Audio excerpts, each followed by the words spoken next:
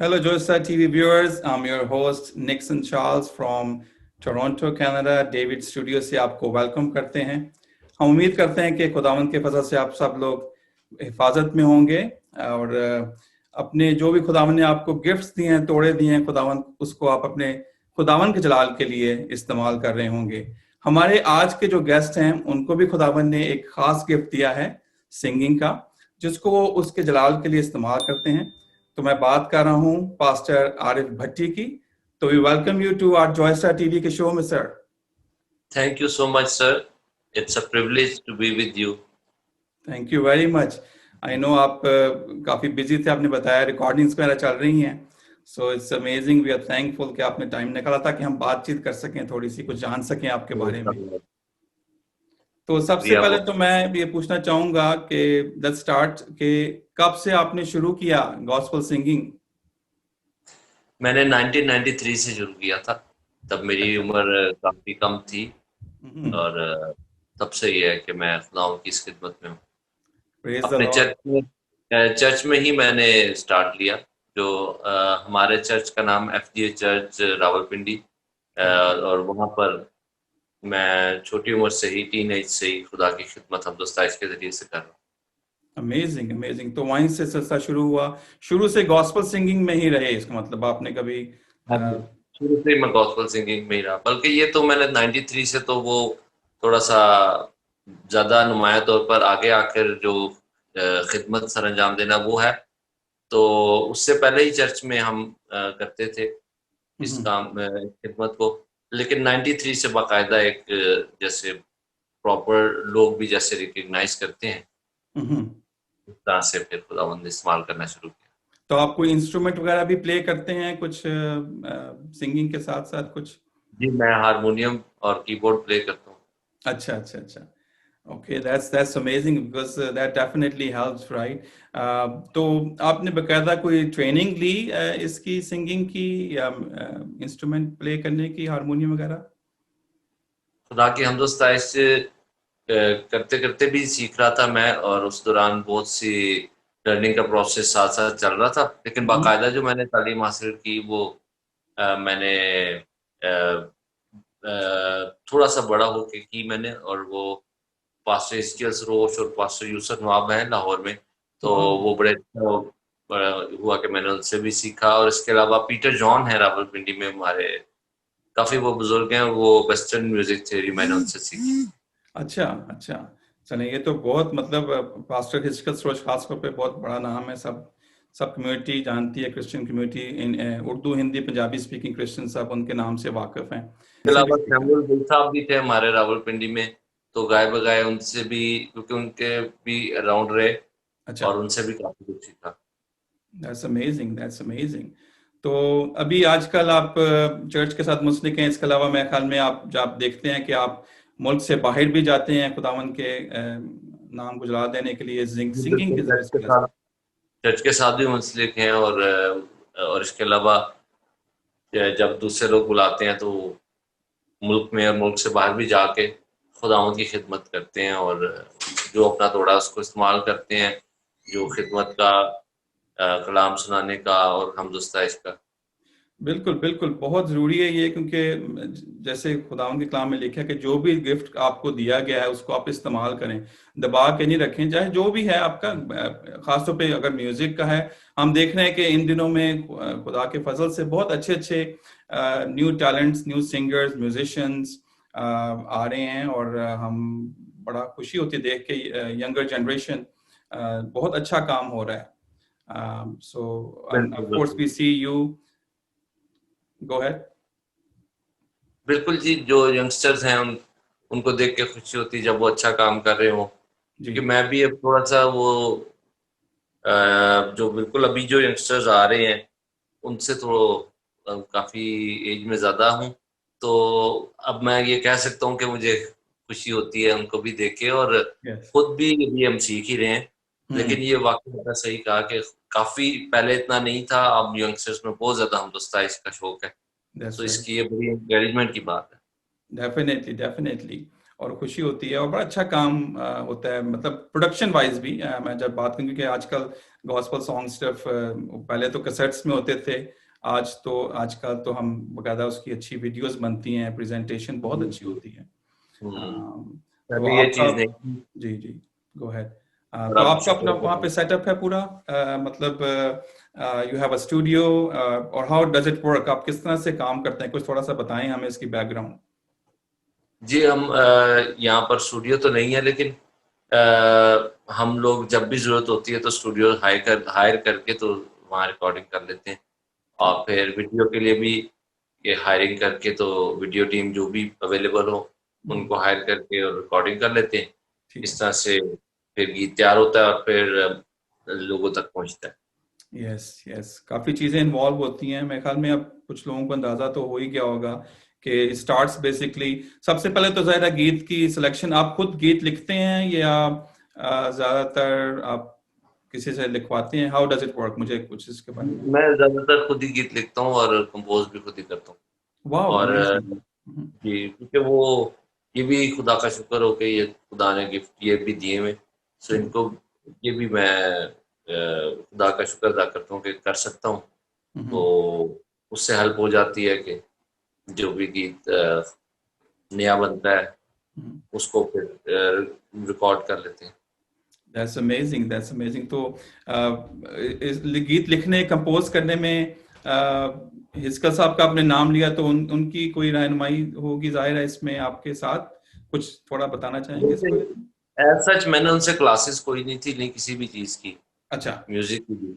लेकिन मैं, क्योंकि वो हमारे घर आते रहते थे तो मैं खामोश शागिर्द की तरह सीखता रहता था जब बातें होती हैं। या अच्छा। इसी तरह मोहम्मद गिल साहब का भी जैसे मैंने नाम लिया, जो हमारे एक लेजेंडरी मौसीकार हैं।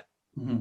बाद में चल के पीटर जॉन साहब जिनका मैंने नाम लिया, उनसे मैंने बाकायदा क्लासेस ली वेस्टर्न म्यूजिक थ्योरी की। वो रावलपिंडी में ही रहते हैं और काफी पाकिस्तान में उनका बड़ा नाम है। तो ये है कि मैंने इस तौर पर सुन के ज़्यादा सीखा था पास्टर हिचकल रोज को और ज़बूरों को, और जो सॉन्ग राइटिंग का फिर ये है कि ये दामन का शुक्र हो कि उसने मुझे चुना हुआ था। और मेरे लिए प्रोफेटिक वर्ड भी खुदा ने दिया था कि अपने खादम अलेक्जेंडर सुशील के जरिए, ये 94 की बात है कि ये गीत लिखेगा। उससे अच्छा। पहले नहीं था मैं। तो तब मेरे एफएससी के पेपर्स हो रहे थे नेक्स्ट ईयर। तो जब मैं उनकी तैयारी कर रहा था तो पहला गीत जो था वो खुद ब खुद बनता चला गया, और वो पता चल रहा था कि इंस्पायर्ड है, होली स्पिरिट की तरफ से है वो चीज। तो कौन सा गीत था, हाँ, इफ यू माइंड। वो एक दुआया कोरस था, प्यासा पानी के पास आया हूँ प्यारे यीशु जी। उसके बाद बहुत से गीत मैंने लिखे, लेकिन जो गीत मेरा पहला मशहूर हुआ था वो था तेरी हुजूरी का बादल जोर से बरस, जोर से बरस। ये सब नहीं गाया, तकरीबन सब खादमीन ने, सब क्वायर से गाया, पूरी दुनिया में गाया गया। तो तब लेकिन किसी को पता नहीं था कि ये मेरा, कि भाई इसने लिखे, क्योंकि उस दौर में वीडियोस वगैरह नहीं थी, ये इंटरनेट इतना नहीं था। 96 की ये बात है। 96 में, यानी कि पहला गीत मशहूर जो मेरा हुआ था 96 में वो था, लेकिन उस टाइम मैं नहीं मशहूर हुआ था, गीत मशहूर हुआ था। जी। तो हाँ, जैसे उसके आपने बाद कहा कि आज तो, फिर यस। मैं और मेरा भाई, हम दोनों गीत खुदा में यूज करता था बनाने के लिए, और फिर हम उनको गाते थे। तो उसमें बहुत से गीत हैं, एक लंबी लिस्ट है गीतों की, जैसे मैं यहोवा यरी हूँ मैं मुहैया करूंगा, मैं वाओ। कुछ भी नहीं हूँ तेरे सिवा, तेरे रूह का मसा चाहिए, तेरे कदमों में आए हैं हमको छू ले यीशु, तेरी पाक हजूरी में तेरी प्रस्तिश करते हैं। और इसके अलावा यीशु नासरी मैनू लोड तेरी, और आ यीशुआ तुझको है पुकारते, ये इंडिया में ज्यादा गाया गया ये गीत, आ यीशुआ अच्छा। तुझको है पुकारते। और लहू बहा के तूने कैसा करम ये किया, तेरा जलाल मसा तेरा। ये सारे गीत थे जो बहुत ज्यादा कलीसियाओं में गाए गए। और कफारा मेरा तू ही है, और तेरे रूह से खुदामद खुदा, सोने चांदी से भी ज्यादा कीमती तू। Yes yes. ये मैंने थोड़े से मतलब गीत बताए हैं। तो इसके अलावा तकरीबन हंड्रेड सॉन्ग्स हैं, जो वाओ। ज़ाहिर है कितने सालों में फिर वो बनते चले गए। तकरीबन 10-12 एल्बम्स हैं। तो एल्बम्स के अलावा आपको पता है कि वो तो सिलेक्टिव गीत होते हैं। 10-12 एल्बम्स का मतलब है कि 100-150 गीत तो ये हो गया, उसके अलावा जो गीत है वो, तो ये सारे खुदा का फजल रहा कि वफादारी से हम्म। इस तरफ ध्यान खुदा की तरफ लगाए रखा, तो फिर साथ साथ गीत बनते चले गए और खुदावंद को जलाल मिलता रहा। समझता हूँ कि बहुत बड़ा गिफ्ट है जो खुदा ने दिया और आपने उसको बड़े ईमानदारी से उसको इस्तेमाल किया, क्योंकि मेरे ख्याल में जितना आप उसको, जैसे कोई भी अगर आपके पास टैलेंट है, जब तक आप उसको यूज नहीं करेंगे तब तक वो आगे नहीं बढ़ेगा, राइट? उसमें आप परफेक्शन नहीं आ सकती, और बेहतर हाँ से जी, बेहतर की जब तक तलाश ना बिल्कुल। हो तब तक आप आगे नहीं बढ़ सकते। बिल्कुल, ये बात करते हुए थोड़ा सा हमेशा एक ज़हन में बात आती रहती है कि सब कुछ खुदावंद का दिया हुआ है, तो ज़्यादा भी अपने बारे में क्या बताता मैं जा रहा हूँ कि भी ये भी मैंने कर लिया, वो भी। लेकिन वो सिर्फ इसलिए बता रहा हूँ कि गवाही के तौर पर, क्योंकि आप बिल्कुल। इंटरव्यू का मकसद भी यही है कि गवाही आगे जाए और लोग इनकरेज हों। तो मैं अपने तमाम सुनने वालों को यही कहना चाहता हूँ कि जो थोड़ा आपको मिला, जब आप उसको यूज़ करते रहते हैं तो खुदा उसमें बरकत डालता है और हम्म। आपको यूज़ करता है। और उससे उसमें जैसे मुझे खुदा ने गीत बनाने का या गाने का थोड़ा दिया, तो मैं उसको यूज़ करने की कोशिश करता रहा और खुदावंद जो है वो अपना फजल जारी करता रहा और गीत मिलते रहे, और इतने सालों में इतने सारे गीत बने। वो सब खुद, अगर मैं अपने आप को पेश ना करता तो ना बन सकते। बिल्कुल बिल्कुल, ये तो है, मतलब विलिंगनेस होगी तो फिर ही खुदावंद उसको आगे बरकत देगा। तो आपकी कोई और भी, आई मीन जब उस्ताद रहे, लेकिन और भी कोई इंस्पिरेशन खास तौर पर क्रिश्चियन गीतों के हवाले से, मौसीकी के हवाले से, मसीह गॉस्पल सिंगिंग के हवाले से, जी, अगर हम चाहें? मैं आईडी शहबाज साहब जिन्होंने ज़बूर बनाए हैं पंजाबी के, यस। उनसे और अनस मल साहब से जो खुदा के परस्तार थे, उनसे बड़ा ग्रेट। मुतासिर हूँ। जी। और ये बहुत ज़्यादा इनको खुदा ने इस्तेमाल किया, इन लोगों को। पास्टर हिस्कियल रोज से मैं बहुत ज़्यादा इंस्पायर्ड हूँ। यस। तो ये 3 नाम जो हैं हमेशा याद रखे जाएँगे। ये आई टोटली एग्री। ये तो जब तक उर्दू, हिंदी, पंजाबी ज़बानें जब तक बोली जाएंगी, गीत गाए जाएंगे, तो वो चलता रहेगा सिलसिला, डेफिनेटली। आपने जो नाम लिए, एक बहुत बड़ा लेजेंड्स हैं सारे ये हमारे, हमारी कम्युनिटी जी, के। बिल्कुल। So definitely. तो सिंगिंग में आपने बताया, ये हो गया, लिखने में तो खैर जाहिर है पास्टर आईडी शहबाज साहब लिखते थे गीतों ज़बूरों को लिखा, और वो जाहिर है बाइबल को वर्स बाय वर्स ही ज़बूरों को जब लिखा गया है, तो ऐसे ही में हमने आपने इंस्पिरेशन ली कि खुदावंद के कलाम को पढ़ा जाए, और उसी में से फिर जैसे आपने जी, कहा जी, कि बिल्कुल। आपको लगा कि खुदा के पाक रूह से ही सारे गीत लिखे जा रहे हैं खुदावंद के कलाम की आयत के ऊपर। बिल्कुल, जो खुदा का एक हाथ होता है किसी शख्स पे, उसके अलावा खुदा इंसानों के वसीले भी इंस्पायर करता है। तो ये ज़बूरों से और पास्टर हिस्कियल रोज के गीतों से, ये ये 2 लोग थे जिनके गीतों से सॉन्ग राइटिंग की तरफ बहुत ज़्यादा मैंने सीखा। हम्म। और फिर ये है कि, लेकिन यही था कि कभी सोचा नहीं था ऐसा होगा। वो खुदा ने इस काम को लेना था तो वो अचानक ही शुरू हो गया फिर। कि खुदा ने प्रोफेटिक वर्ड भी दिया था जी। कि ये होगा इस नौजवान की ज़िंदगी में, तो वो होके रहा। दैट्स बल्कि मेरा अमेजिंग। पहली जो गज़ल थी, बल्कि जब मैंने पहली गज़ल लिखी, वो भी जब पहला गीत लिखा तो उसके बाद ही ये गज़ल मैंने लिखी। तो वो मैंने अपने वालिद साहब को, वो बड़ा समझते थे इन चीज़ों अच्छा। को। हम्म। मैंने सुना तो वो समझे थे शायद किसी शायर की, जो कोई बुज़ुर्ग शायर है उसकी शायरी सुना रहा है। अच्छा। तो वो मैंने बताया कि नहीं, अभी-अभी खुदा ने मेरे दिल में ये डाली, मैंने लिखी। तो वो समझ गए कि इसको खुदा इसकी मदद कर रहा है। अच्छा। वो इस तरह से शेर था जो पहली गज़ल मैंने लिखी थी कि हम्म। वही तेरे मयार पे पूरा उतर गया, हम्म।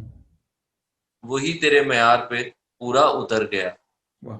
जिसकी रगों में खूने मसीहा उतर गया। वाह। शरीयत मज़हब एमाल जिसमें ना उतर सके, हम्म। शरीयत मज़हब एमाल जिसमें ना उतर सके, उस पाप के सागर में तू तन्हा उतर गया। वाह। वाह। तेरे लबों की बातों से तस्कीन रूह मिली, तेरे लबों की बातों से तस्कीन रूह मिली, हर लफ्ज तेरा रूह में गहरा उतर गया। अमेजिंग। मिटता नहीं था दाग जो पोशाक से मेरी, हम्म। मिटता नहीं था दाग जो पोशाक से मेरी, तेरे लहू की धार से सारा उतर गया। वाह। यही वाह। तेरे मयार पे पूरा उतर गया, जिसकी रगों में खूने मसीहा उतर गया। तो ये जब मैंने लिखा तो वो बड़े हैरान हुए, और वो खुदा उनके बड़े ज़बरदस्त बंदे थे मेरे जो वालिद साहब थे, तो उन्होंने बहुत शुक्रगुज़ारी की और बरकत चाही मेरे लिए। और वो खुद भी खुदावंद के, मैं ये तो बताना ही भूल गया कि जो मेरे वालिद साहब थे असल में सबसे मेरी बड़ी इंस्पिरेशन वो थे। बिल्कुल बातों में मुझे ये बात जो सबसे जरूरी बतानी थी कि he was the worship leader. अच्छा, ओके। और वो थे जब वो खुदावंद की प्रस्तिश में रहनुमाई कर रहे होते थे बड़े अनयूजुअल तरीके से तबला बजाते हुए, अच्छा। तबला बजाकर वो गा रहे होते थे। और अगर किसी के अंदर बदरूहें होती थी वो चीख चीख कर निकल जाती थी उनकी प्रस्तिश के दौरान ही। वाह। तो वो अनॉइंटिंग जो थी, खुदा का वो मसा वो उनके बच्चों पर भी आ गया और हम्म। फिर हमें भी खुदावंद ने। तो सबसे मेन तो यही था कि ये घर में एक खिदमत का पौधा था जो आगे ट्रांसफर हुआ, और फिर बहुत से जिनका नाम पहले मैंने लिया उनके जरिए से भी वो फूला फला हम्म। और खुदा की बरकत आगे बढ़ी। That's amazing, that's amazing. क्योंकि मेरे तो दादा अब ने खुदा को कबूल किया था, और ये खिदमत उन्होंने बहुत से नॉन क्रिश्चियंस को वो बैप्टिज्म्स भी दिए थे। अच्छा। और उनकी बड़ी खिदमत थी पिंडी पिंडी में, इस्लामाबाद में, और हम्म। सब लोग उन्हें जानते थे। बड़ी सादा दौर था वो, सादगी से खुदा का काम उन्होंने किया। हम्म। बड़ा बड़ा उनको लालच भी दिया गया कि वो अपने ईमान से हट जाएं। अच्छा। बहुत बड़ी बड़ी ऑफर्स आई, लेकिन उन्होंने अपना जो एक ईमान को कभी नहीं बेचा, और फिर खुदावंद के लिए बहुत सी रूहें जीती। और वो गीत भी लिखते थे, दादा जो मेरे थे वो गीत भी लिखते थे, और उनके लिखे हुए गीत कई अभी भी गाए जाते हैं पुराने, तो वो हम्म। किसी को पता ही नहीं है कि वो उनके। उनका नाम पास्टर बीएल भट्टी था, और मेरे डैडी का नाम रॉजर्स भट्टी था। अच्छा। और मेरे डैडी जो थे वो भी खुदा के खादम थे, और दादा भी पास्टर थे, अच्छा। और डैडी जो थे वो लेमैन थे और इवेंजलिस्ट थे। अच्छा। और फिर क्योंकि 1968 69 में हम्म। चर्च लीडर्स की लड़ाइयाँ देख के हम्म। वो हो गए थे, एथियस्ट हो गए थे डैडी, 68 अच्छा। 69 में। और पूरे 2 साल एथियस्ट रहे हैं। अच्छा। और उस टाइम वो कहते थे कि अगर अगर वाकई खुदा है, हम्म। और अगर यीशु वाकई खुदावंद है, हम्म। तो वो मुझे जाहिर हो, मेरे से बात करे। तो तब खुदावंद ने उन पर नहीं जाहिर किया अपने आप को। हम्म। लेकिन फिर 1970 में खुदा ने उनसे जब एक मीटिंग हो रही थी, 1969-70 की बात है, एक इबादत में घर वालों के साथ चारों नाचार जाना पड़ता है कई दफा, बहनों को लेके, या वो हम्म। गए हुए थे उधर कॉर्डिंग कॉलेज का जुबली हॉल। तो हम्म। वहां पर अनीस सरोज, खुदा जी। के खादम, यस। वो कलाम सुना रहे थे। और उसमें उन्होंने कलाम का जो वाइंड अप जब किया, तो उन्होंने खुदावंद यीशु मसीह की तरफ से सबको कॉल दे रहे थे कि अच्छा। आप खुदावंद को अपनी जिंदगी दें। तो जो जो सवाल थे उन सबके जवाब जो मेरे डैडी की जिंदगी जहन में फंसे हुए थे, वो खुदा ने अपने खादम के सिरे से दिए। और फिर जब उन्होंने ऑल्टर कॉल दी, तो वो पीछे गैलरी में खड़े हुए थे, तो उन्होंने कहा कि मैंने कहा बस आगे नहीं जाना है, इतनी दूर इतना रश है, कैसे जाऊंगा।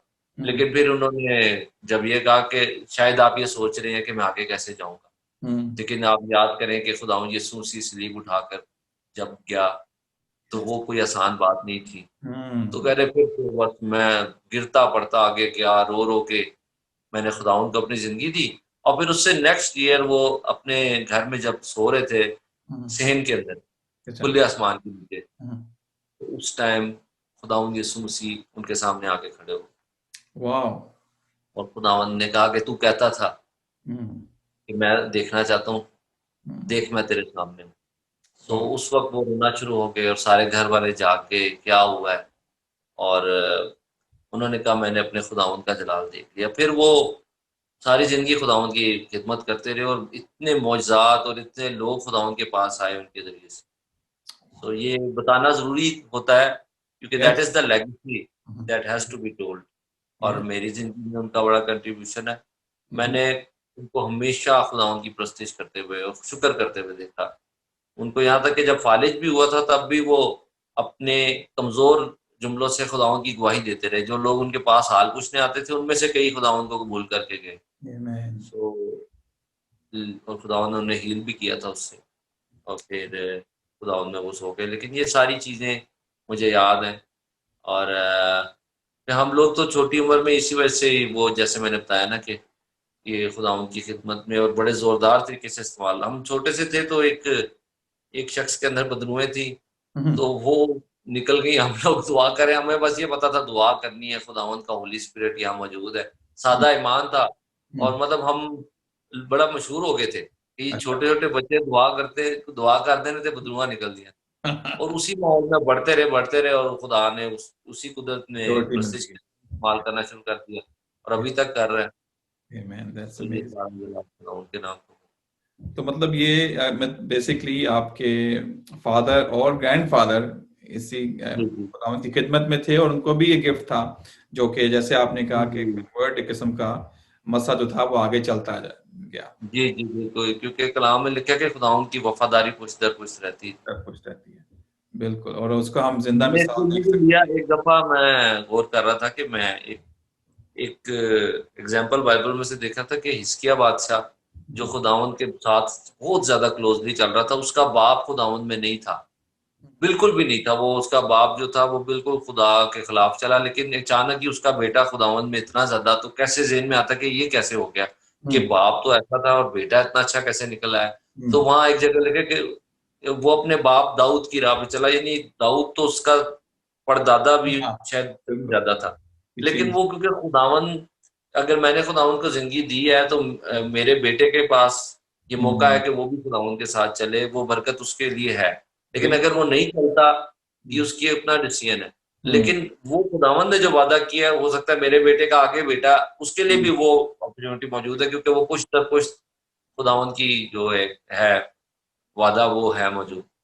सो ये हम देखते हैं खुदा के कलाम से कि हजार पुश्त तक खुदा जो है वो याद रखता है।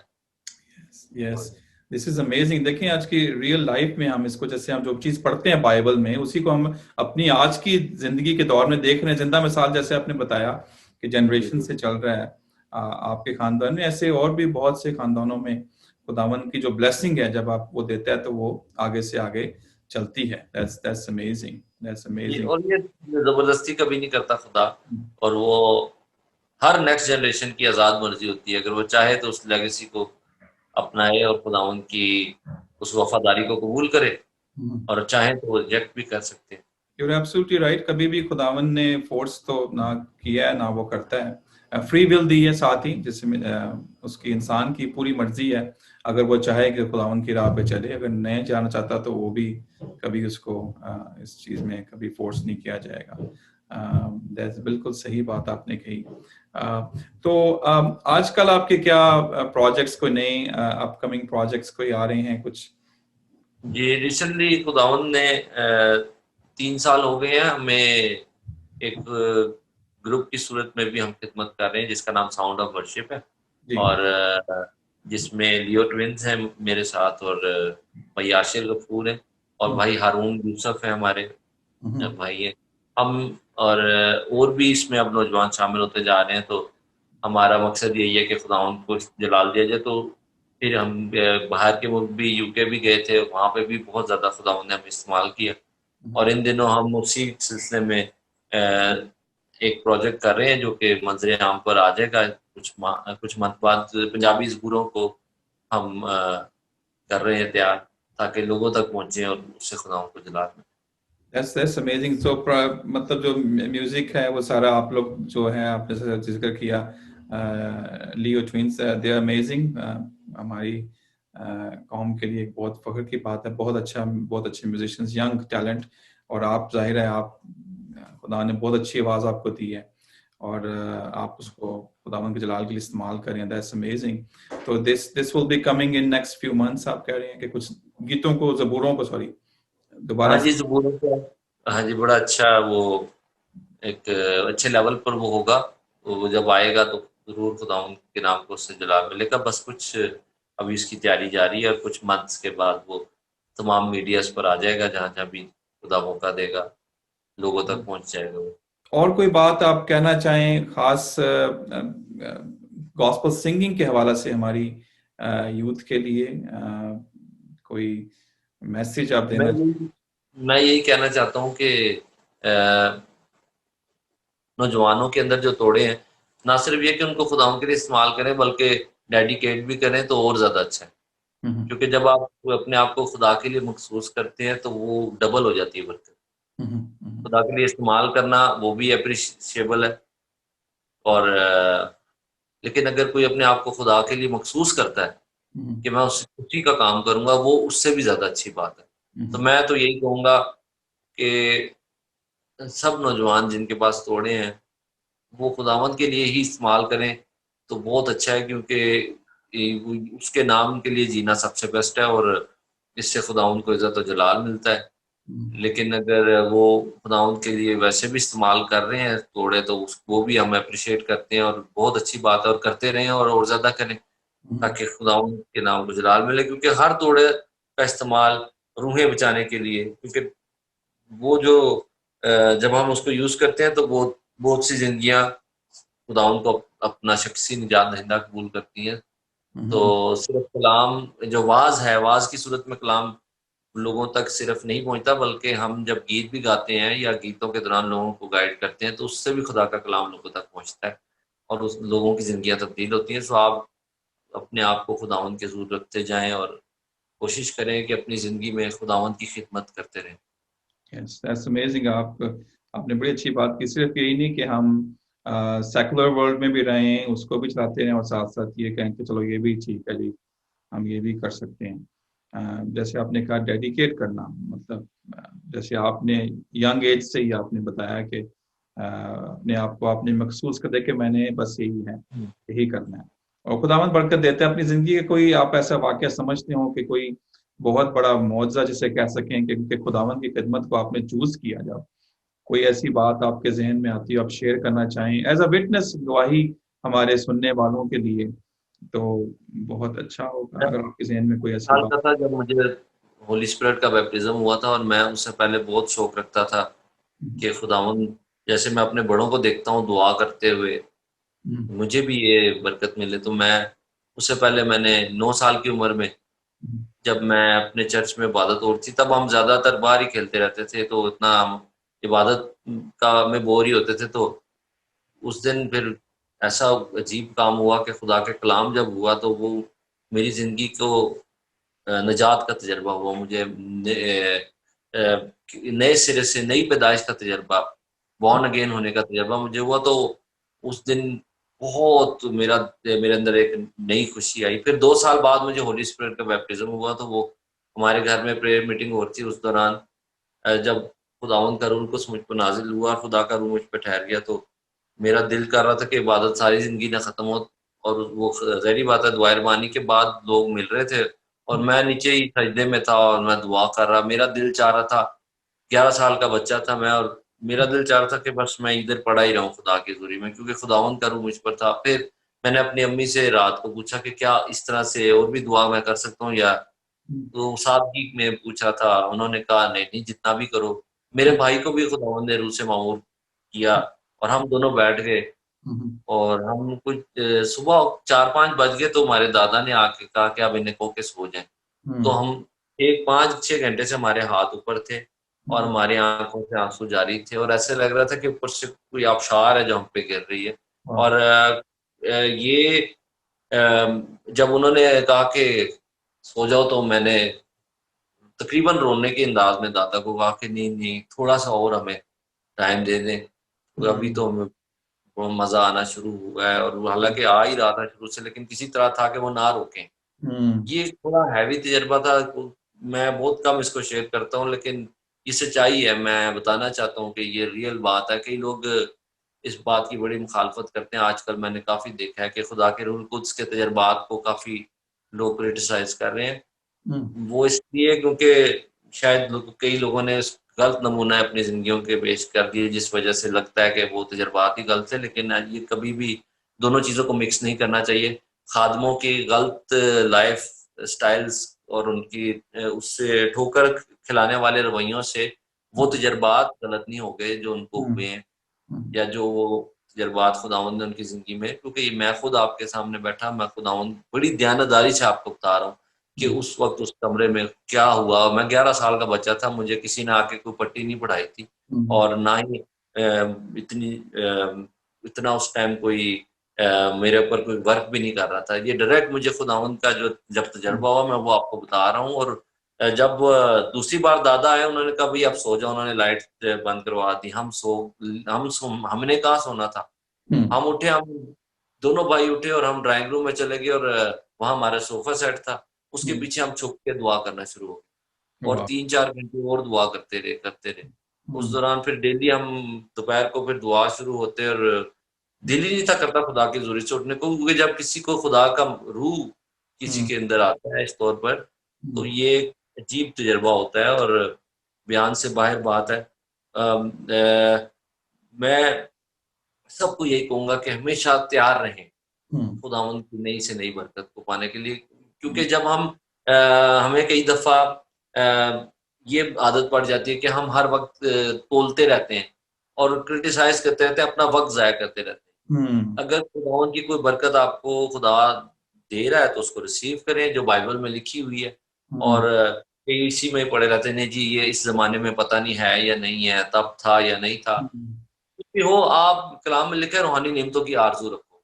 हाँ, ये ज़रूर है, जो कुछ भी हो खुदावंद के जलाल के लिए, वो हमारी अपनी नमूद के लिए ना हो, हमारे मोटिव पाक हों, हमारे मोटिव प्योर हों, और बाकी इन चीज़ों में हमें कभी भी नहीं पड़ना कि हम बहुत ज़्यादा तनकीदी बन जाएँ और खुदा की बरकतों को रिसीव ही ना कर रहे हों अपनी ज़िंदगी में और दूसरों को भी दूर कर रहे हों। सो ये मैं खुदावंद की गवाही देता हूँ कि ये सब जो खुदावंद के रूह का काम है रियल है और वो काम करता है, और हमें अपनी ज़िंदगी में अमली नमूना भी देना है, और लेकिन साथ-साथ खुदा की जो रूहानी बरक़ात जिनका बाइबल में भी ज़िक्र है और जो ख़ादिमों के ज़रिए भी हम तक मैसेजेस पहुँचते हैं, वो भी खुदावंद की सच्चाई है। और बल्कि खुदाम के पाक कलाम में तो रूह कुदस के हवाला से बहुत ही सख्ती से कहा गया है कि भी आप किसी को जज नहीं कर सकते, जज नहीं करना चाहिए क्योंकि आप नहीं जानते। क्योंकि जो कुछ भी कनेक्शन है पाक रूह का उस शख्स के साथ या उस पर्सन के साथ, वो खुदा ही जानते हैं और वो शख्स जानते हैं। लेकिन यू आर राइट, कई दफ़ा लोग हम जज करते हैं एकदम जल्दी से, सोच लेते हैं कि शायद ये सही है या नहीं है। बट आपने बहुत सही बात की कि we are not here to जज anyone. I mean we can because we don't know. दिनों का हाल जब तो हमारे दिल में सवाल पैदा होता है कि सही है या गलत है, लेकिन हम एक और गलत काम ये करते हैं कि हम अपना दिल बंद कर लेते हैं और हम कि नहीं मैं नहीं ऐसा करूँगा। तो वो ऐसी काम का हम एक गलत डिसीजन ले लेते हैं। जो कुछ खुदा आपकी ज़िंदगी में खुदा करना चाह रहा है उसको होने दें होने और दें। उसके लिए सादा दिल से तैयार रहें, सादगी के साथ। Yes I want more of you. या आपने सही लफ्ज बोला, सादा दिली, क्योंकि मेरे ख्याल में जैसे आपने कहा यू वर ओनली 11, तो उस वक्त तो कोई मैनिपुलेट नहीं कर सकता आपके माइंड को कि भी ये सोचो या ये बोलो या ये कहो। क्योंकि हम देखते हैं हिस्ट्री में बहुत से बड़े बड़े खादमीन teenage, young young teenage, और आप तो खैर प्री टीन 11 ईयर ओल्ड, तो खुदावन ने आपको मतलब इस चीज के लिए चुन लिया। उसका उसका वादा है कि वो खुदावन चुन लेता है, राइट। तो बेशक ये बहुत ही अच्छी विटनेस है। मैं समझता हूँ कि बहुत से लोगों के लिए बाइस बरकत होगी, क्योंकि अगर आप खिदमत करना चाहते हैं तो देन पहले ही आपका दिल साफ होना चाहिए, फिर खुदावंद खुद ही बरकत देता है, right. You have to be willing, open हो हार्ट से।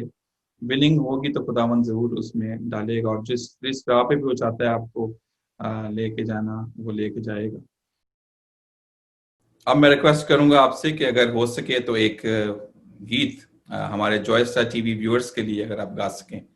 एक गीत जो बहुत ज़्यादा जिसने सारी दुनिया में लोगों के लिए बाइस बरकत बना, खुदा ने 2 साल पहले मुझे दिया था। तो मैं अब वो सबके साथ अभी इस लम्हे में भी शेयर करूँगा। तेरे रूह से, तेरे रूह से, तेरे रूह से खुदावन खुदा, ये पहाड़ भी मैदान हो जाएगा, ये पहाड़ भी मैदान हो जाएगा, सहरा में भी एक राह बन जाएगा, सहरा में भी एक राह बन जाएगा, तेरे रूह से, तेरे रूह से, तेरे रूह से खुदावन खुदा, एक काम नया तू करेगा, बियाबान में दरिया बहेगा, एक काम नया तू करेगा, बियाबान में दरिया बहेगा, हर दर दरवाजा जो बंद खुल जाएगा, हर दरवाजा जो बंद खुल जाएगा, सहरा में भी एक राह बन जाएगा, सहरा में भी एक राह बन जाएगा, तेरे रूह से, तेरे रूह से, तेरे रूह से खुदावन खुदा, ये पहाड़ भी मैदान हो जाएगा, सहरा में भी एक राह बन जाएगा, तेरे रूह से, तेरे रूह से, तेरे रूह से खुदावन खुदा। आखिर में अगर आप जॉय स्टार टीवी व्यूअर्स के लिए कोई मैसेज देना चाहें तो प्लीज गो है। जॉय स्टार टीवी को पूरी दुनिया में लोग वॉच करते हैं, नॉर्थ अमेरिका में, यूरोप में, ऑस्ट्रेलिया, न्यूजीलैंड में, मिडल ईस्ट के बहुत सी कंट्रीज में। एंड इसके अलावा अगर आपके पास एंड्रॉयड है या आईफोन है, एप्पल डिवाइसेस पे भी आप डाउनलोड करते हैं, हमारी एप्स हैं। It's a 24/7 Christian channel, first Toronto से क्रिश्चियन चैनल साउथ एशियन जो हमने शुरू किया था 2 साल पहले। खुदावंद के फजल से बहुत से लोग इसको पसंद करते हैं। तो आप हमारे व्यूअर्स के लिए कोई खास मैसेज देना चाहें तो प्लीज गो हैड। खुदावंद के सब लोगों से मैं यही रिक्वेस्ट करता हूँ कि आप ऐसे खूबसूरत खिदमात को हमेशा सराहें और हमेशा साथ दें उनका। जैसे जॉय स्टार टेलीविज़न नेटवर्क है, ये एक बहुत बड़ी विजन है और ये करोड़ों लोगों तक खुदा का कलाम पहुँचता है, खुदावंद का नाम आगे पहुँचता है। तो हमें तो बहुत ज़्यादा हौसला अफजाई करनी चाहिए अपने ऐसे भाइयों की, ऐसे इदारों की जो इस तरह से खुदा का कलाम आगे पहुँचा रहे हैं। जो काम हम नहीं शायद कर सकते, वो हम ऐसे इदारों के सपोर्ट करके उस काम को पाए तकमील तक पहुँचा सकते हैं। सो हमारी बहुत सी नेक तमन्नाएँ और दुआएँ जॉय स्टार टेलीविज़न के लिए और हम उनकी सारी खिदमात के लिए खुदा का शुक्र अदा करते हैं और उन्हें बहुत सराहते हैं कि आप खुदावंद करें कि इससे भी ज़्यादा खुदावंद के नाम को आगे प्रमोट करें और खुदावंद के नाम के लिए इस्तेमाल हो। Thank you very much. हम रियली थैंकफुल कि आपने अपने कीमती वक्त में से वक्त निकाला कि हम आपसे कुछ गुफ्तगू कर सकें, मज़ीद आपके बारे में जान सकें। और बहुत से लोग जो गीत सुनते हैं वो आपकी आज उन्होंने बहुत सी टेस्टिमनी कह सकते हैं, गवाही सुनी आपकी, किस तरह से आप खुदावंद में आपने तरक्की की और कहाँ से किस तरह से सिलसिला शुरू हुआ। So we are very thankful and once again we want to say कि आप जुड़े रहें जॉय स्टार टीवी के साथ, हमें अपनी दुआओं में याद रखें। और हम ज़रूर चाहेंगे कि हम हमारे चैनल के वसीला से आपकी रूहानी तरक्की हो और आप लोग बरकतें पाते रहें। Once again thank you for watching and God bless you all. Thank you ji.